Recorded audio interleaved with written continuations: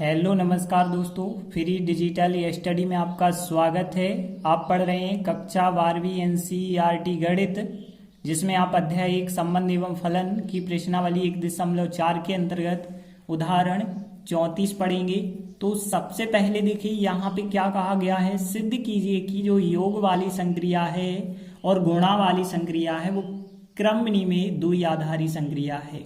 मतलब योग में और गुणा में क्रम विनिमय नियम का पालन होता है, लेकिन अंतर वाली जो संक्रिया होती है और भाग वाली संक्रिया वो क्रम विनिमय नहीं है, ऐसा हमें सिद्ध करना है। तो सबसे पहले आप समझें, जो प्लस वाली संक्रिया होती है उसमें देखिए यदि आप 2 + 3 करें तो भी आपको आंसर 5 मिलेगा, 3 + 2 करें तब भी आंसर आपको 5 मिलेगा। चाहे आप कोई भी अवयव ले लें और पलट के जोड़ें तो आंसर आपको एक सा ही मिलता है। तो यहाँ पे इस वजह से हम कह सकते हैं कि जो धन वाली संक्रिया है वो क्रम विनिमय है। अब गुणा वाली संक्रिया की बात करें तो यहाँ जो गुणा वाली संक्रिया, जैसे हमने 3 × 4 किया या 4 × 3 किया तो एक ही बात है, चाहे 3 × 4 करो या 4 × 3 करो, आंसर जो 12 आता है दोनों स्थिति में एक ही आता है। मतलब यहाँ भी क्रम विनिमय नियम का पालन होता है गुणा वाली संक्रिया में। तो हमें योग वाली और गुणा वाली संक्रिया दर्शाना है कि क्रम विनिमय है। तो देखिए हल में हम क्या लिखेंगे, यहाँ पे यदि हम प्लस संक्रिया की बात करें, योग संक्रिया जो है r × r से r पर है, तो इसका मतलब ये था पहला अवयव r का, दूसरा अवयव r का और आंसर भी r का। तो यहाँ पे इसमें यदि हम देखें तो a + b का मान जो है b + a के बिल्कुल बराबर होता है। जैसे आप एग्जाम्पल लेके भी हमने जो बताया है कि 2 + 3 का मान जो है 3 + 2 के बराबर होता है। दोनों मान आपस में कैसे होते हैं, बराबर होते हैं। तो हम कह सकते हैं कि आता है जो प्लस संक्रिया है, जो प्लस संक्रिया है योग वाली संक्रिया है वो क्रम विनिमय है। ठीक है ना। तो यहाँ योग वाली जो संक्रिया है वो क्रम विनिमय सिद्ध हो जाती है। अब देखिए हम गुणा वाली संक्रिया की बात कर लें तो हमने लिखा था जो गुणा वाली हमें संक्रिया दी गई है वह भी हमें r × r से दी गई है r पर। तो यहाँ पे पहला अवयव भी होगा रियल नंबर में से, वास्तविक संख्या से, दूसरा भी होगा और आंसर भी हमें r में मिलना चाहिए। तो इसमें भी हमने एग्जाम्पल में देखा कि यहाँ पे 3 × 4 करें या 4 × 3 करें तो एक ही आंसर आता है। तो हम लिखेंगे इसमें भी ए बी का मान, मतलब ए गुणित आप चिन्ह लगा के बताएंगे, ए गुणित बी का मान जो है बी गुणित ए के बिल्कुल बराबर होता है। जैसे हम एग्जाम्पल के तौर पे बता रहे हैं कि 3 × 4 का मान 4 × 3 के बराबर है, मतलब दोनों आंसर 12 और 12 आ रहे हैं। अतः जो गुणा वाली संक्रिया है क्रम विनिमय है। तो देखिए हमने लिखा था गुणा वाली जो संक्रिया है वो क्रम विनिमय है। अब यदि आगे हम बात करें तो देखिए अब आगे हमें माइनस की बात करनी है और भाग की बात करनी है, मतलब अंतर और भाग। तो देखिए आपको पता है कि यदि आप यहाँ पे 2 - 3 करें तो -1 आंसर आएगा, जबकि 3 में से 2 घटाएं तो +1 आंसर आता है। मतलब अलग अलग आंसर आते हैं। तो जो माइनस की संक्रिया है अंतर वाली यह क्रम विनिमय नहीं है। और भाग वाली संक्रिया की बात करें, जैसे हमने कहा यहाँ पे कि 10 में यदि हमें 5 का भाग देना है तो फिर आंसर कितना आएगा, 2 आएगा। लेकिन 5 में 10 का भाग देना है तो फिर 5/10 और 5/10 को आप 1/2 भी लिख सकते हैं। 1/2 को आप 0.5 भी कह सकते हैं। तो यहाँ से स्पष्ट है कि जो भाग वाली संक्रिया है वह भी क्रम विनिमय का पालन नहीं करती है। तो देखिए हम लिखेंगे, लेकिन यहाँ पे जो माइनस वाली संक्रिया है अंतर वाली संक्रिया की यदि हम बात करें तो r × r से जो r पर है, मतलब पहला अवयव r का, दूसरा अवयव r का और आंसर भी r का, इसमें a में से b घटाओ और बी में से एक घटाने पे जो आंसर आते हैं वो अलग अलग आते हैं, दोनों बराबर नहीं आते हैं। जैसे हम एग्जाम्पल देके बता सकते हैं कि हम 2 में से 3 को घटा रहे हैं, -1 आ रहा है, तथा यदि हम 3 में से 2 को घटा रहे हैं तो +1 आ रहा है। तो हम कह सकते हैं चूंकि यहाँ पे ये 2 - 3 बराबर नहीं आता है 3 - 2 के, अतः जो माइनस वाली संक्रिया है वो क्रमनी में नहीं है।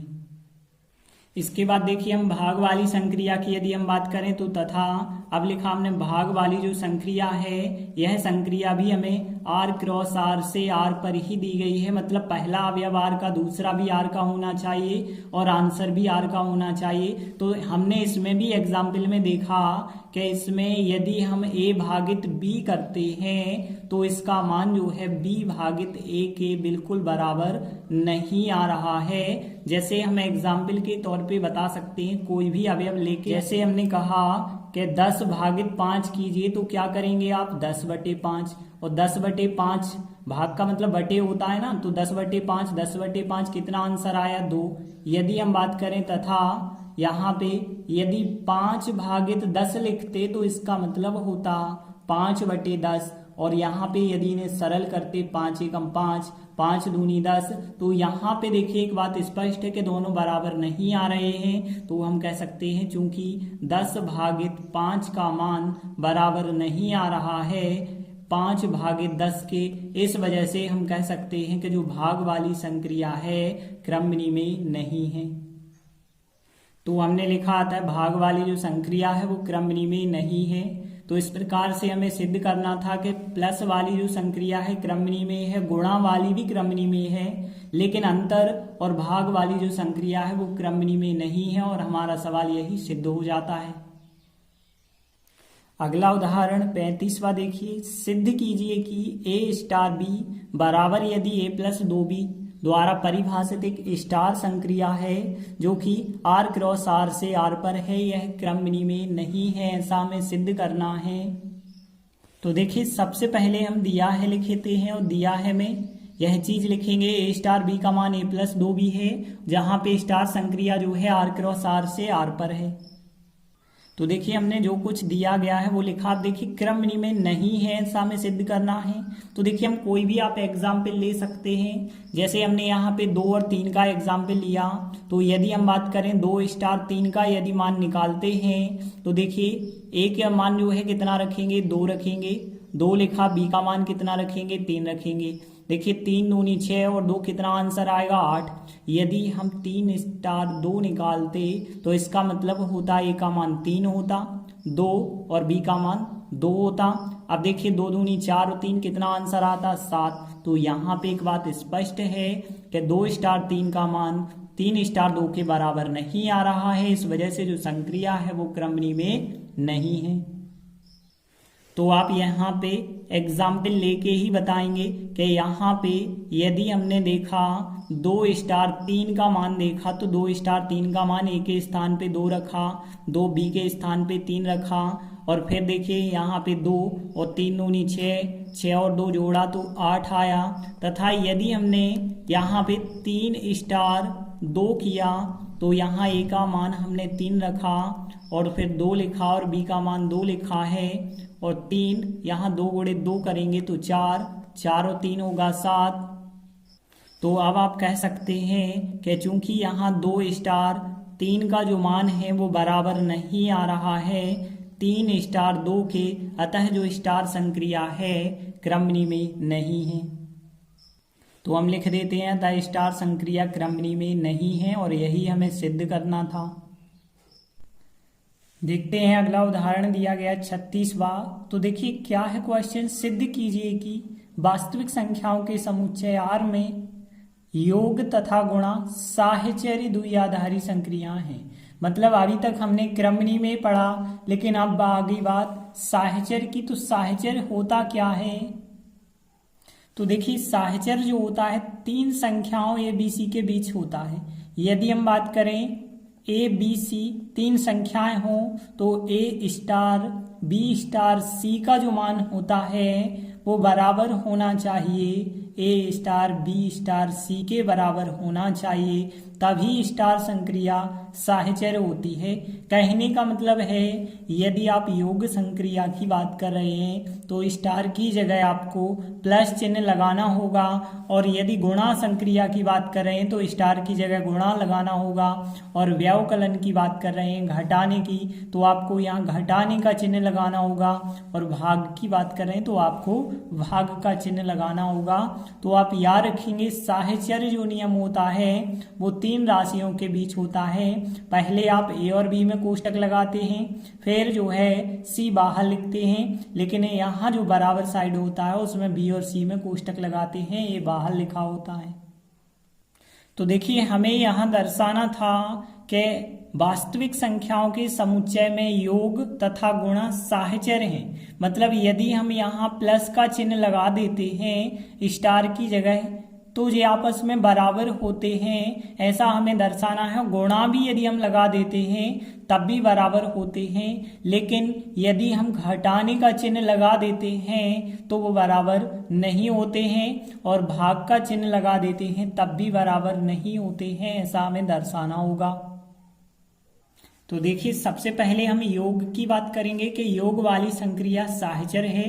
तो हम लिखेंगे यहाँ आर में, यहाँ वास्तविक संख्याओं के समुच्चय में जो योग संक्रिया है, योग क्या है, एक द्विआधारी संक्रिया जो है साहचर्य है। देखिए हमने लिखा यहाँ आर में योग संक्रिया साहचर्य है। अब साहचर्य क्यों है, क्योंकि आप कारण बताएंगे कि ए, अब देखिए योग की बात कर रहे हैं तो सब जगह प्लस चिन्ह आप लगा देंगे, तो ए प्लस बी प्लस सी का जो मान होता है वो बराबर होगा ए प्लस बी प्लस सी के, बिल्कुल बराबर होगा। जैसे आप एग्जाम्पल लेके बता सकते हैं। देखिए जैसे हमने एग्जाम्पल यहाँ पे लिया, ए बराबर जैसे मान के चलिए 1 ले लिया, बी बराबर 2 ले लिया, और सी बराबर हमने 3 ले लिया। और फिर देखिए हमने अब मान यहाँ पे निकाला है, यहाँ पे ए प्लस बी प्लस सी का मान निकाला, और एक बार ए और बी में हमने कोष्टक लगा के लिखा। तो देखिए यहाँ पे मान क्या आएगा, ए का मान 1 रखेंगे आप, बी का मान 2 रखेंगे, और फिर जो है प्लस सी का मान रखेंगे। सी का मान कितना रखना है, 3। पहले आप कोष्टक को सॉल्व करेंगे तो 2 और 1 जोड़ेंगे 3, फिर बाकी बचा होगा जो 3 वो लिखा हमने, 3 और 3 जोड़ेंगे तो कितना होगा, 6 होगा।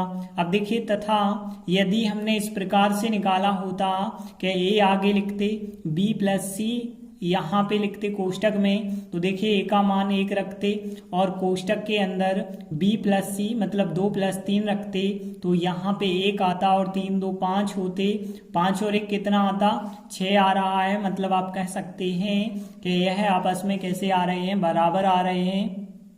तो इस वजह से जो योग संक्रिया है वो साहचर्य है। इसी प्रकार से जो गुणा संक्रिया है वह भी साहचर्य होगी।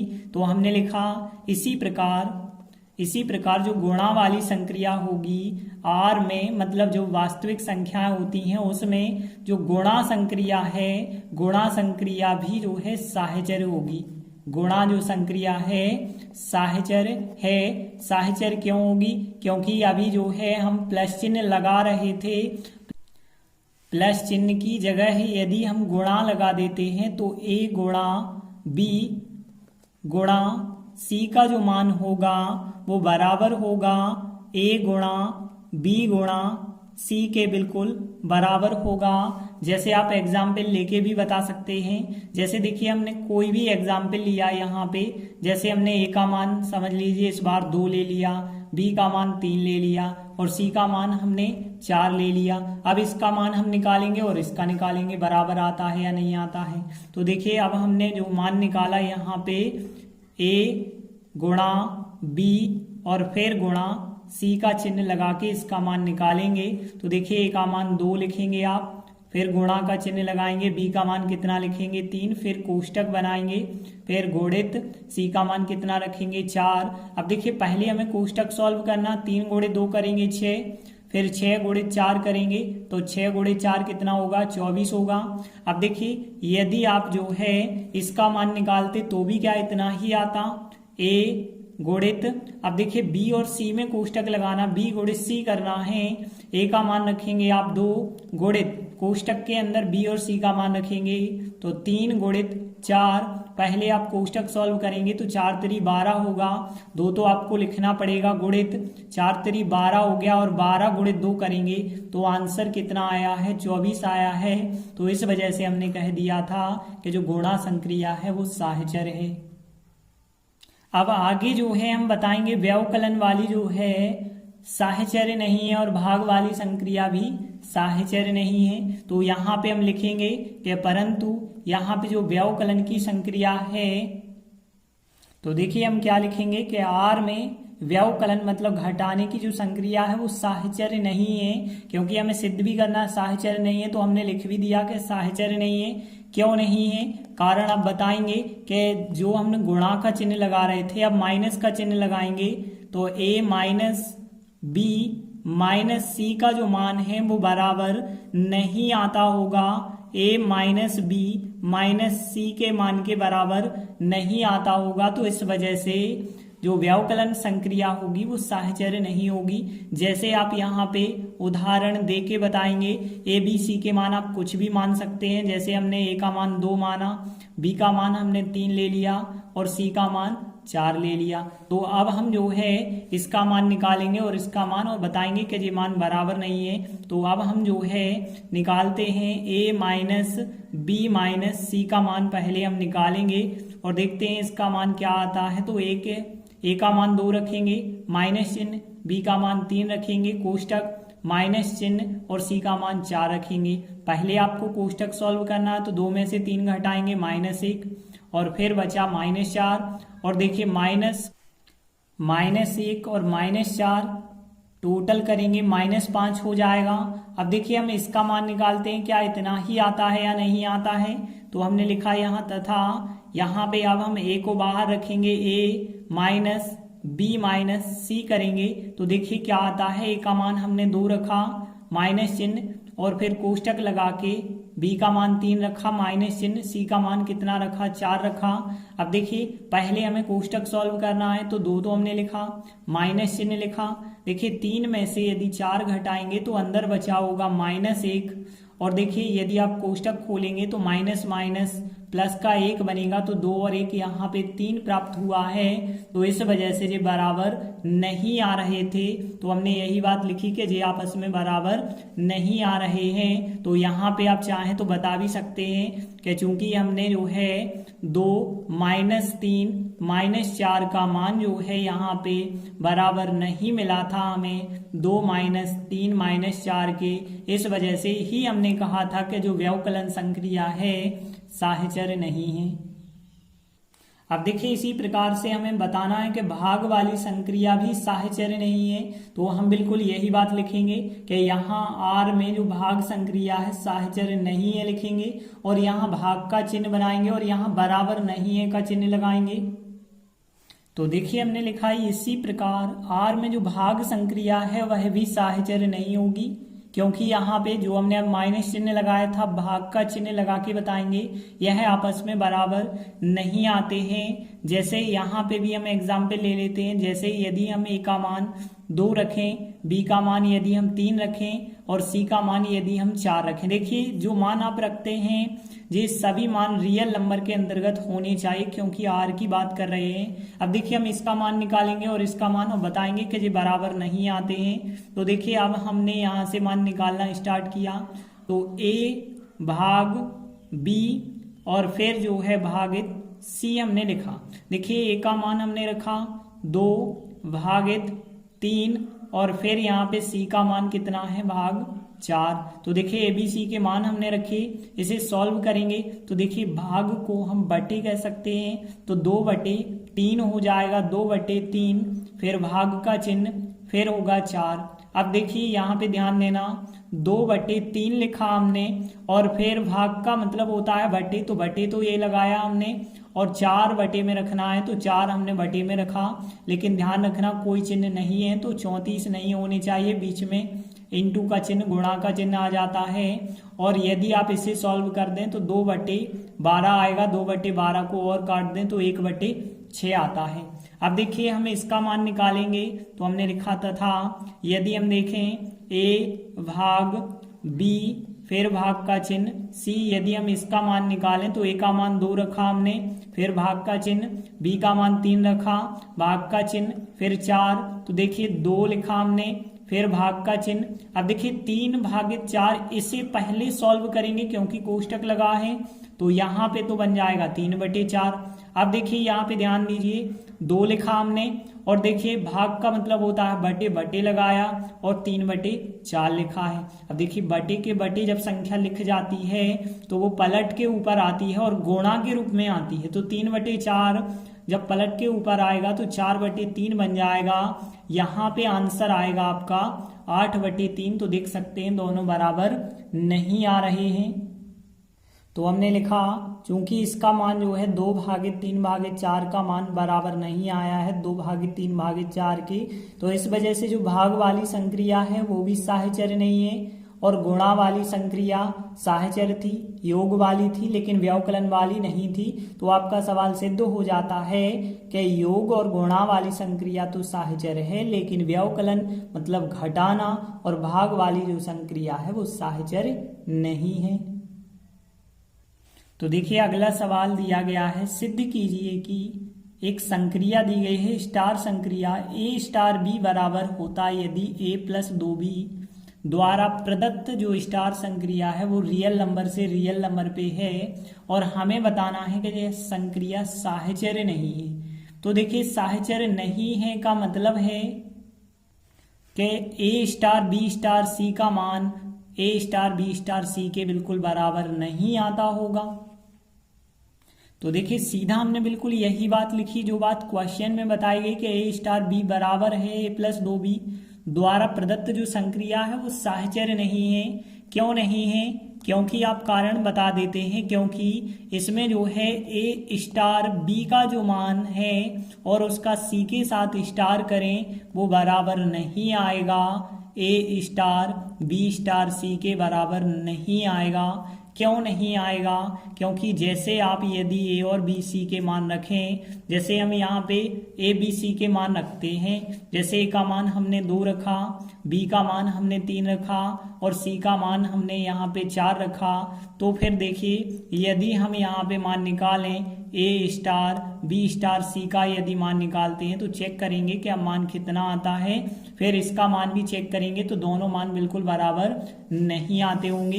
तो देखिए कैसे निकालेंगे, ए का मान कितना रखा हमने 2 रखा, तो 2 स्टार 3 और फिर स्टार करना है हमें 4। देखिए पहले हमें 2 स्टार 3 का मान रखना होगा। देखिए जब ए स्टार बी का मतलब ए प्लस 2b है तो यहाँ 2 स्टार 3 का मतलब क्या होगा, 2 होगा प्लस 2 और बी का मान कितना होगा 3। तो ध्यान देना, देखिए ए का मान कितना है 2, तो 2 रखा हमने, फिर 2 लिखा, फिर बी का मान कितना रखना है 3 रखना है, और फिर यहाँ पे जो भी इसका आंसर होगा उसका हमें 4 के साथ स्टार करना होगा।